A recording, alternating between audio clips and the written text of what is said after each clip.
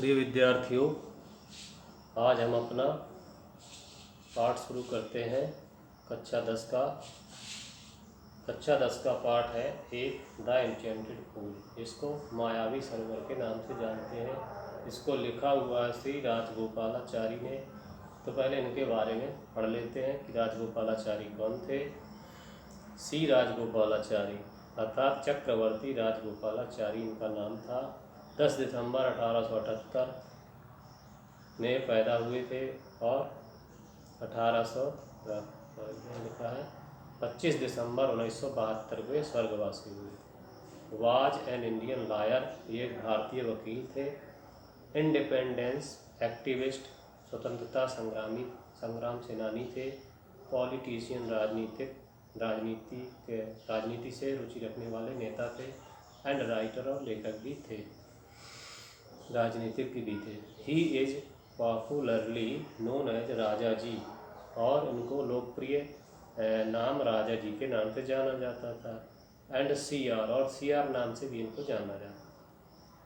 He was the first and last Indian governor general of India, ये भारत के पहले और आखिरी गवर्नर जनरल थे।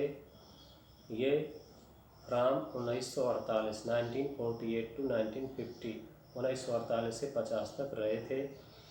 Although Sardar Patel was the initial choice, यद्यपि सरदार पटेल उनके जो है आंतरिक चुनिंदा व्यक्ति थे। But on the instance of the prime minister Jawaharlal Nehru, but on the insistence of the then Prime Minister Jawaharlal Nehru, he was made the Governor General। उसके स्थान पर जो है पंडित जवाहरलाल नेहरू ने इनको क्या बनाया था, गवर्नर जनरल बनाया था। फिर आगे है राजगोपालाचारी वाज इंस्पायर्ड बाई बाल गंगाधर तिलक। राजगोपालाचारी बाल गंगाधर तिलक से प्रभावित थे, प्रेरित थे। He served as home minister, उन्होंने गृह मंत्री के रूप में काम किया। आफ्टर सरदार पटेल डेथ, सरदार वल्लभ भाई पटेल की मृत्यु के बाद in 1950 for a tenure of 10 months, लगभग 10 साल का इनका कार्यकाल रहा, 10 महीने का। He resigned the post due to ideological differences with Nehru, और इन्होंने जब नेहरू जी के साथ में आदर्शवाद को लेकर के कुछ विवाद हो गया तो इन्होंने इस्तीफा दे दिया। He also served as chief minister of Madras, इन्होंने मुख्यमंत्री के रूप में, मद्रास के मुख्यमंत्री के रूप में भी सेवा की। He wrote a Tamil version of Sanskrit epic Ramayana, तो संस्कृत जो महाकाव्य है रामायण का, तो उसको भी इन्होंने तमिल वर्जन में अर्थात तमिल भाषा में अनुवादित किया। He was awarded Bharat Ratna इन 1954, 1954 में इनको भारत रत्न का पुरस्कार भी दिया गया था। अबाउट द लेसन, पाठ के बारे में देखिए। This lesson is the popular anecdote taken from the Mahabharata story, इस पाठ को महाभारत की कहानी से लिया गया है। महाभारत की अंता कथा है। The anecdote narrates the greatness of the purity of character, यह चरित्र की शुद्धता और महानता के बारे में वर्णन करती है कथा। The man of high moral has the capability to face the death, उस व्यक्ति के बारे में है जो बहुत ही नैतिक रूप से उच्च व्यक्ति था। और कैसा व्यक्ति था, capability to face the death, जो उसको मृत्यु का भी सामना करने का साहस था जिसके पास। विथ अटमोस्ट बोल्डनेस, अत्यधिक बोल्डनेस माने साहस के साथ। Yudhishthira is known as son of Dharma, और वो व्यक्ति युधिष्ठिर था जिसको धर्म का पुत्र कहा जाता था, आर जस्टिस अथवा न्याय का पुत्र कहा जाता था। His act of fair judgement made the scale of justice even, उसका जो कार्य था वो साफ सुथरा न्यायपूर्ण कार्य था, और न्याय के तराजू पर भी वो बहुत ही साफ सुथरे व्यक्ति थे, और उन्हें हर एक मोड़ पर जिंदगी के न्याययुक्त कार्य ही किया। Yudhishthira's attitude of impartiality pleased the young, और युधिष्ठिर ने अपने निष्पक्षता के कार्य की वजह से यमराज को प्रभावित भी कर लिया। एट दिस, इस बात से खुश होकर के, हाँ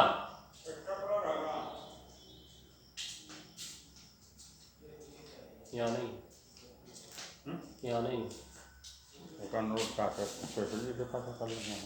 अलमारी में रखो, वीडियो बना रहा हूँ उसी में सब आवाज आ रहा है।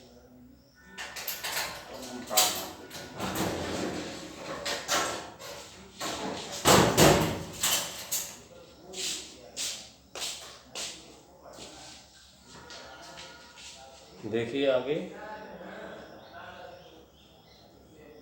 Eight this Yama blessed him and revived to life his all our brothers, तो इस बात से खुश होकर के यमराज ने उनको आशीर्वाद दिया और उनके चारों भाइयों को वापस जीवन दान दे दिया। तो अब पाठ में आते हैं, शुरू करते हैं। Text. Yudhishthira waited for his brothers in anxiety and thirst, Yudhishthira अपने भाइयों का इंतजार कर रहे थे, चिंतित थे भाइयों के प्रति और प्यासे भी थे, और वो विचार कर रहे थे, can they have been subjected to a curse, क्या वो किसी साप के शिकार हो गए हैं, अभिशाप के, are they still wandering about the forest, अथवा वे जंगल में इधर से उधर टहल रहे हैं, घूम रहे हैं, इन सर्च ऑफ वाटर, पानी की तलाश में। Can they have fainted or died of thirst, क्या वो मर चुके हैं अथवा थक चुके हैं प्यास की वजह से। Unable to bear these thoughts, इन विचारों को सहने से अयोग्य होकर के, and driven by an overpowering thirst, और अत्यधिक प्यासे होकर के, ही गए ऑफ वेटिंग, उन्होंने इंतजार करना छोड़ दिया, and started out to look for his brothers, और अपने भाइयों को तलाश करना शुरू किया, वहाँ भी ले गया अभी। एंड द पूल होपिंग, और तालाब की आशा करके कि that he might find them, जहाँ की वो उनको पा सकते थे, तो ऐसा सोच करके वो आगे बढ़ने लगे तालाब की दिशा में। Yudhishthira proceeded in the direction of his brothers, उसी दिशा में आगे बढ़े जिस दिशा में उसके भाई गए थे। Had taken and kept on walking through tracks full of wild bear and spotted bear and big forest birds, और उसी रास्ते से ये आगे बढ़ रहे थे जिस रास्ते से उसमें जंगली भालू थे, चितकबरे हिरन थे, और बड़ी बड़ी जंगली चिड़ियाँ थीं। Till he came upon a beautiful green मीडो around a pool of clean water, तब तक वो चलते रहे जब तक कि साफ शुद्ध जल का एक तालाब और उसके चारों तरफ एक हरा भरा सुंदर घास का मैदान नहीं मिला।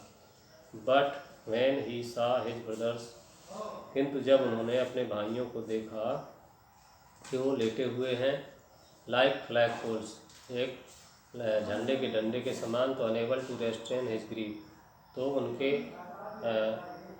उस अवस्था को देख करके वो जो है अनेबल, अर्थात उनके लिए योग्य बात वो नहीं थी, अर्थात उस दुख को वो नहीं सह सके। और ही लिफ्टेड हिज वॉइस, उन्होंने अपनी आवाज़ को ऊंचा उठाया, एंड वेप्ट, अर्थात वो विलाप करने लगे। तीसरे पैरा में देखते हैं, ही touched the face of Bhim and Arjun, उन्होंने भीम और अर्जुन के चेहरों को स्पर्श किया। एज दे ले सो स्टिल एंड साइलेंट, जैसा कि वे इतने शांत और स्थिर पड़े हुए थे। एंड मोर्न, और उन्होंने फिर विलाप किया, और विलाप में क्या बोले, was this to be the end of all our बोझ, क्या हमारे सारे दुखों का अंत यही होना था। Just when our exile is about to end, क्या अभी हमारे दुखों का अंत होना था। You have been taken away, अभी तो शुरुआत किया मैंने दूसरी कक्षा में, एक वीडियो हो गया।